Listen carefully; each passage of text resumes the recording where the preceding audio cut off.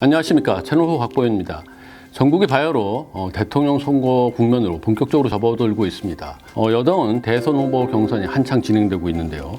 야권에서도 대선에 관한 논의가 한참 진행되고 있습니다. 지난 시간엔 저희가 민주당의 정권 재창출 전략을 좀 살펴봤는데요. 이번 시간에는 야권의 정권 교체 전략, 이 이야기를 좀 해보도록 하겠습니다. 제 옆에는 비즈니스포스트의 류근영 기자가 자리를 함께 했습니다. 안녕하세요. 비즈니스포스트 류근영입니다. 대선이 내년 이제 3월 9일에 치러집니다. 지금 많은 사람들이 이번 야권의 정권 교체 가능성 얼마 정도로 좀 보고 있나요? 단언할 수는 없지만 승률이 거의 반반이 아닐까 싶습니다. 저희가 지난해 총선 무렵만 해도 이 야권이 대선을 치를 수 있을까 이런 의구심을 품지 않았습니까? 그런데 어느새 국민의힘 지지도가 민주당과 비슷하거나 오히려 앞서는 그런 수준에까지 도달했습니다. 그리고 지금 봐서는 또 민주당이 오히려 민심을 잃어서 야권적으로 힘이 몰리는 게 아니냐 이런 생각도 드는데, 그렇다고 게임이 아주 끝난 건 아닌 것 같습니다. 민주당 지지도나 문재인 대통령 지지도가 어느 일정 부분은 유지를 하고 있거든요. 결국 역대 대선에서 가장 많이 나타났던 양상인 51대 49 승부가 펼쳐질 가능성이 현재로서는 가장 많아 보입니다. 자, 지금 이제 51대 49의 승부가 이제 펼쳐질 거다, 이제 이렇게 얘기했지만, 해결해야 될 것들이 아직 많이 남아 있는 것 같습니다. 비록 국민의힘의 정당 지지도가 많이 오르고 있지만, 불확실성이 좀 많이 보인다, 이렇게 볼 수 있을 것 같거든요. 국민의힘이 정권 교체를 위해 넘어야 할 4가지 고비를 꼽아봤습니다. 첫 번째 고비는 윤석열 잡기, 두 번째 고비는 윤석열의 리스크 관리, 세 번째 고비는 플랜 B 마련과 경선 흥행, 네 번째 고비는 이탈 없는 야권의 빅 텐트 치기입니다. 국민의힘의 이제 대선 승리, 여기에 이제 나아가기 위해서 첫 번째 고비로 지금 이제 윤석열 잡기, 이제 이걸 꼽았는데, 결국 이제 가장 중요한 당면 과제는 야권에서 이제 가장 높은 지지도를 보이고 있는 윤석열 전 총장을 이제 당으로 끌어들이는 것, 이렇게 보는 거군요. 이 여론조사 기관 한국갤럽이 차기 정치 지도자 선호도를 묻는 조사를 6월 29일부터 7월 1일까지 사흘 동안 했는데요. 여기서 윤석열 전 총장과 이재명 경기도지사가 각각 25%, 24%로 박빙의 접전을 펼쳤습니다. 현재 야권에서 가장 앞서는 사람이 윤 전 총장이죠. 설문조사에 나온 야권 인물을 보면은 당 밖에 최재형 전 감사원장과 이준석 대표, 홍준표 의원, 안철수 대표 이런 분들도 있습니다. 최 전 원장과 안 대표는 국민의힘 밖에 있는 사람이고요. 이준석 대표는 다음 대선에 출마할 수 없습니다. 왜냐하면 법적으로 이 나이 제한이 있고 또 당권과 대권을 분리하는 이 당헌 당규 때문에서라도 대선에 출마할 수 없거든요. 그럼 이 조사에서 국민의힘 대선 주자는 홍준표 의원 한 사람뿐인 거죠. 대선 하면은 결국 누가 후보가 되느냐, 이게 제일 중요하거든요.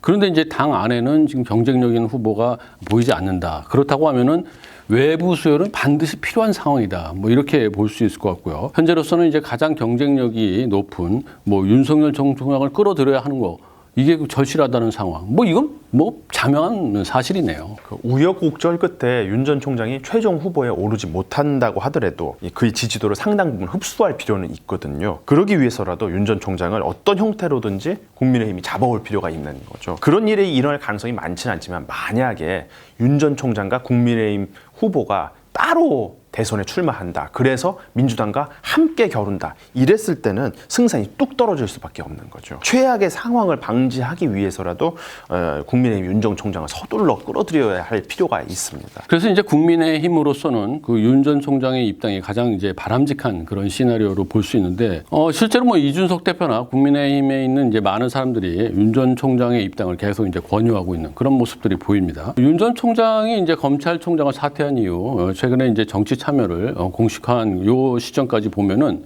국민의힘과의 거리는 점점 좀 좁아지고는 있다, 이렇게 볼 수 있을 것 같아요. 윤 전 총장이 6월 29일 날 이제 윤봉길 기념관에서 정치 참여에 대한 이제 기자회견을 했어요. 발표를 하고, 자유의 가치 측면에서 국민의힘과 철학을 같이 한다. 그런데 그러면서도 국민의힘에 이제 입당을 해서 대선 후보 경선에 참여하겠냐, 이런 질문을 하니까 그건 좀 답변하기 어렵다, 이러면서 이제 답을 좀 회피를 했거든요. 그래서 이런 것 때문에 이제 윤 전 전 총장을 놓고 너무 간을 보는 거 아니냐 뭐 이런 얘기가 나오고 너무 이제 애매한 태도로 오래 유지하고 있어서 이거 좀 빨리 좀 해결했으면 좋겠다. 이런 볼멘 소리들이 많이 나오고 있는 것 같아요. 결국 윤 전 총장이 국민의힘 입당으로 가닥을 잡았다는 시선은 많이 있습니다. 그러나 윤 전 총장으로서도 국민의 입당과 관련해서는 생각해야 할 점들이 많이 있거든요. 일찍 입당했을 때 당내 견제가 더 심해질 수 있다. 이런 부분일 것입니다. 잘못했다가는 되레 입당한 뒤 불쏘시개로 전락하고 자기 지지도만 다른 후보에게 넘겨주는 형편이 될 수도 있거든요. 실제로 국민의힘에서 대선 도전에 나서는 이 홍준표 의원은 매서운 검증의 칼날을 갈고 있는 것 같습니다. 홍 의원은 나라를 통치하는데 검찰 수사가 차지하는 비중은 1%도 안 된다. 나머지 99%는 검찰 수사와 아무런 상관이 없다. 이렇게 말하면 윤 전 총장을 견제를 했습니다. 또 이른바 윤석열 엑스파일을 놓고 본인이 검증을 피하려 한다고 해도 못 피한다. 대선은 특히 더하다. 있는 사실을 감출 수 있겠나. 본인이 직접 해명하고 돌파해야 한다. 이렇게 말하기도 했습니다. 입당 전인데도 이렇게 견제를 받는데 국민의힘에 이제 입당을 하면은 당내 검증이 더 매서워질 수도 있겠다 이런 생각이 드네요. 당 밖에 있을 때는 어쨌든 이제 데려와야 되니까 이제 모진 말은 안 하게 되고 좋은 말만 하게 되죠. 근데 이제 당에 이제 들어오면은 그때부터는 당연히 이제 선두주자인 윤석열 전 총장에게 집중될 수밖에 없습니다. 지금 여권을 봐도 실제로 그 여권의 선두주자인 이제 이재명 지사를 향해서 견제가 가장 많이 심하게 나타나고 있는 이런 양상을 보이고 있어요. 그렇지 않습니까? 특히 엑스파일 의혹이 불거진 데 이어 장모의 법정 구속으로 이 도덕성에 타격을 입었기 때문에 이 문제들이 또 입당의 변수가 될 수도 있습니다. 국민의힘 울타리 안으로 들어가 보호를 받아야 할 필요성은 높아졌는데 또 울타리 안에서도 공격을 더 많이 받을 수 있게 됐거든요. 그 엑스파일 의혹하고 그리고 장모의 이제 법정 구속 이거는 이제 윤 전 총장의 리스크입니다. 그러면서도 또 이게 야권 전체의 리스크이기도 하다 이렇게 생각이 되거든요. 네, 그럼 여기서 자연스럽게 정권 교체를 위해서 넘어야 될 고비, 이 두 번째 고비로서 윤석열 리스크 관리 이 얘기를 좀 해볼 필요가 있을 것 같아요. 말씀하신 대로 윤 전 총장의 리스크는 야권 전체의 리스크이기도 합니다. 만약에 가장 유력한 대선 주자인 윤 전 총장이 갑자기 낙마라도 하면은 이건 야권 전체로서도 이만저만한 낭패가 아니거든요. 엑스파일 의혹의 대부분을 차지하는 것으로 알려진 이 가족 관련 의혹, 그리고 그 의혹의 일부가 법정에서 장모 구속으로 판결이 난 점은 윤 전 총장이나 야권 모두의 악재라고 할 수 있겠습니다. 앞서 이준석 대표는 윤석열 전 총장이 입당하면 비단 주머니 3개를 준비하겠다 이렇게 말한 적도 있잖아요. 아마 삼국지의 제갈량이 유비가 위급해지면 열어보라고 했던 그 비단 주머니 이걸 빗댄 얘기 같은데요. 국민의힘이 윤 전 총장 리스크를 관리해주겠다 이런 취지로도 해석할 수 있겠습니다. 그만큼 당 차원에서도 윤석열 전 총장의 리스크를 관리하는 게 대단히 중요한 과제다 이렇게 볼 수 있겠죠. 근데 실제로 이제 윤 전 총장의 그 최근 행보를 보면은 대선 주자로서 좀 우려스러운 부분이 많이 좀 노출이 됐었어요. 뭐 엑스파일 의혹이 여권이 아니라 야권 쪽에서 먼저 논란이 되면서 지지율이 정체 내지 좀 하락하는 뭐 이런 모습을 좀 보이기도 했고요. 그리고 또 준비하면서 이제 캠프 안에서 혼선도 빚어지는 이런 사태도 있었습니다. 지금 보면 명확한 태도의 표명도 없고 그리고 자기 의견을 이제 분명하게 말하지도 않고 또 지나치게 이게 간을 보는 거 아니냐 뭐 이런 그 비판이 나오고 있어요. 그리고 또 이제 내놓은 메시지에 실제로 이제 콘텐츠가 너무 없다. 뭐 이런 지적도 나왔어요. 뭐 그런 여러 가지가 있지만 가장 아픈 것은 아무래도 이제 장모의 법정 구속이 아닌가 이런 생각이 듭니다. 왜냐하면 이제 공정, 법치 이와 같은 가치를 이제 윤 전 총장이 내세우고 이게 사실 윤 전 총장의 이제 정치적 자산인데 이 부분에서 타격을 입은 것은 뭐 사실이거든요. 윤 전 총장은 장모를 옹호하거나 그리고 혐의를 부인하거나 이런 것이 아니라 이렇게 말했습니다. 법 적용에는 누구나 예외가 없다는 게 내 소신이다. 이러면서 장모의 범죄 사실과는 거리를 두는 모습을 보이기도 했습니다. 그래서 윤 전 총장이 장모 일로 타격을 안 입을 수는 없지만 치명타는 아니라는 시선도 있습니다. 이 장모가 하는 일에 사유가 일일이 관여할 수는 없다. 이런 반론이 나오는 거죠. 하지만 장모가 법정 구속된 사인 이 요양급여 약 23억 원 편취는 2013년에서 2015년에 있었던 일이거든요. 윤 전 총장이 사위가 된 뒤의 일입니다. 그동안은 장모가 법망을 피해 나가다가 재수사가 시작되면서 이번에 법정 구속이 된 것이기도 하거든요. 그래서 일각에서는 검사였던 윤 전 총장이 이 장모의 뒤를 봐준 게 아니냐 이런 의심도 하고 있습니다. 윤 전 총장과 장모가 이른바 경제 공동체로 묶일 여지가 있다는 거죠. 문제는 장모의 이번 법정 구속이 이 의혹의 끝이 아니라는 점입니다. 오히려 의혹을 게시하는 것에 불과하거든요. 장모 의혹만 해도 남아있는 게 많습니다. 땅을 사는 과정에서 잔고증명서를 위조한 혐의로 재판을 받는 중이기도 하고요. 또 이제 추모공원 경영권 관련 분쟁으로 고소된 상태이기도 합니다. 부인이 연루된 문제들은 윤 전 총장에게 더 치명적일 수 있습니다.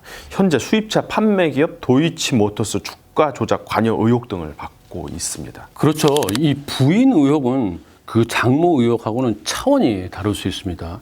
이 아까 얘기했던 그 경제 공동체라는 그 논리, 여기에 부인은 더 설득력을 얻을 수 있거든요. 사실 그 경제 공동체라는 논리는 그 윤 전 총장이 박근혜 전 대통령하고 이제 최순실 씨, 그리고 조국 전 법무부 장관하고 부인 이제 정경심 동양대 교수, 이것을 이제 묶어서 이야기할 때도 계속 적용을 했었던 그런 논리거든요.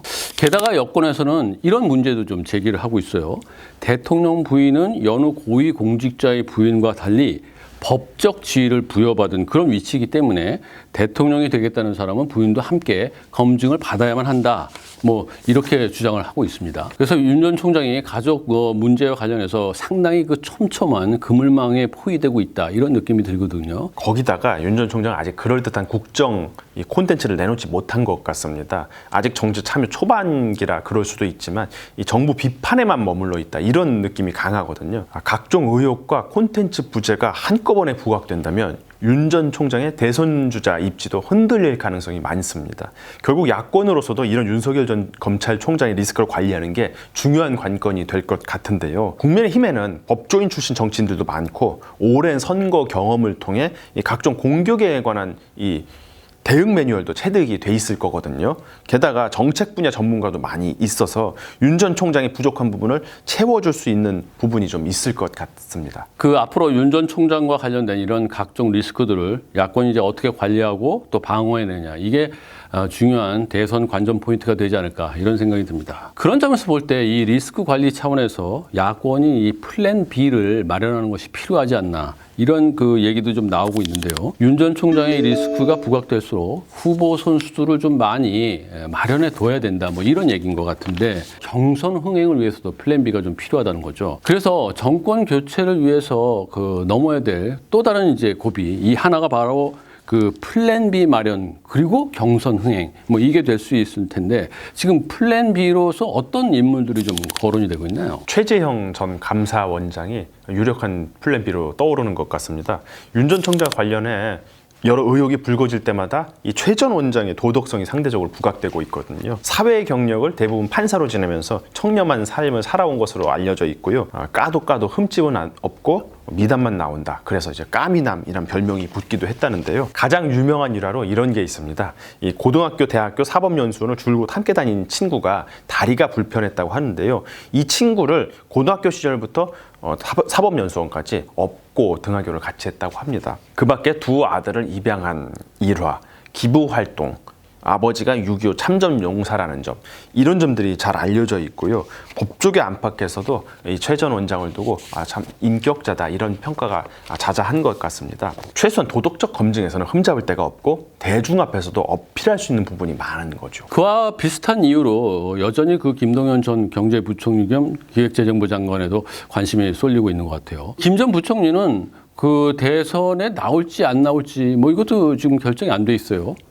그리고 만약 나온다고 해도 여에서 나올지 야에서 나올지, 아니면은 제3지대에서 나올지, 뭐 이런 것조차도 전혀 윤곽이 안 잡힌 상태입니다. 근데 이제 김 전 부총리가 만약 그 야권에 합류를 한다면은 이 야권의 대선 구도는 좀 더 그 안정적으로 형성될 수 있지 않나, 그리고 또 흥행몰이에도 굉장히 도움이 될 수 있지 않나, 이런 생각이 들어요. 국민의힘 안에 대선 주자들도 좀 분발을 할 필요가 있을 것 같습니다. 지난해부터 대선 도전을 밝혀왔던 유승민 전 의원, 원희룡 제주도지사, 그리고 최근 도전 의사를 밝힌 하태경, 윤희숙 의원, 그리고 최근 복당한 홍준표 의원, 여기에 장기표, 김혜을 당협위원장 등도 대선 도전에 나서고 있는데요. 이들이 어느 정도 선전을 해야 국민의힘도 체면이 서지 않겠습니까?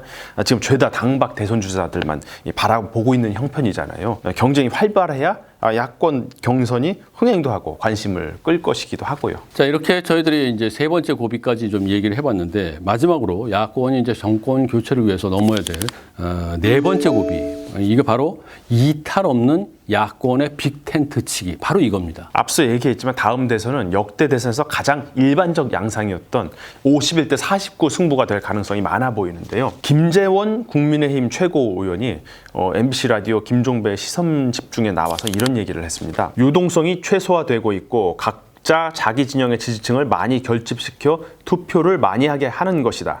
3% 내외 싸움이 되는 그 상황이 아닌가 싶다.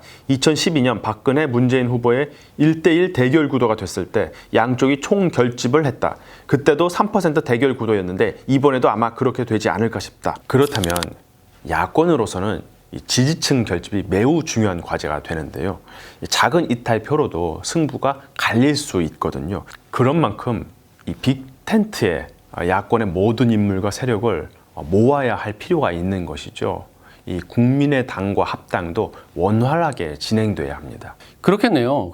안철수 대표 국민의당이 의석이 3개밖에 없고 지금 그 안 대표의 지지율이 상당히 좀 부진한 편이긴 해도 전국 단위 선거에서 그 안 대표의 존재가 중요해질 수 있는 거거든요. 물론 이제 안철수 대표로서는 지금 갑자기 민주당 쪽에 붙거나 아니면은 독자 출마를 결정하거나 이럴 수는 없겠지만 국민의힘과 국민의당의 이제 합당 과정에서 갈등이 많이 생기고 여기 이제 앙금이 심하게 남거나 이러면은 기존의 안 대표를 지지했었던 이 지지층들이 실제 대선 때에는 돌아서거나 실망하거나 이런 일이 벌어질 수도 있는 거거든요. 역대 선거를 봐도 51대 49 싸움에서는 분열과 통합, 이 여부가 승부를 가른 사례가 많습니다. 1997년 15대 대선 때는 여당인 한나라당에서 이인재 후보가 국민신당을 결성해 따로 출마하면서 여권표가 분산되는 일이 발생했습니다.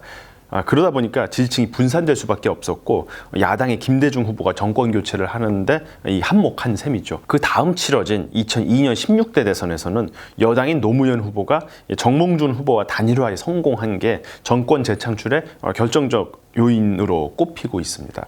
이번 선거에서도 뭉치면 이기고 흩어지면 패하는 구도가 형성될 가능성이 많은 거죠. 국민의힘이 이 빅텐트 안에 모든 야권의 세력을 다 모을 수 있는지 이 여부가 매우 중요한 포인트가 될 것 같습니다. 지금까지 저희는 그 국민의힘과 야권이 정권 교체를 위해서 반드시 넘어야 될 4가지 고비에 대한 이야기를 좀 해봤습니다. 다만 이 4가지 고비는 정권 교체를 위한 필요 요건이지 충분 조건은 아닙니다. 이 고비들을 다 잘 넘어야 51대 49로 팽팽한 싸움을 펼칠 수 있다. 만약 한 가지라도 어긋나면은 자칫 낭패를 볼 수도 있다. 이런 얘기입니다. 그래서 야권이 정권 교체로 나아가는 길, 이 길이 그렇게 쉽지만은 않다. 그래서 넉놓을 수는 없다. 이런 생각이 들기도 합니다. 채널 후에서는 앞으로 대통령 선거가 있을 때까지 계속 여야의 이런 그 경선, 대선 후보들의 움직임 이런 것도 면밀히 저희들이 살펴봐서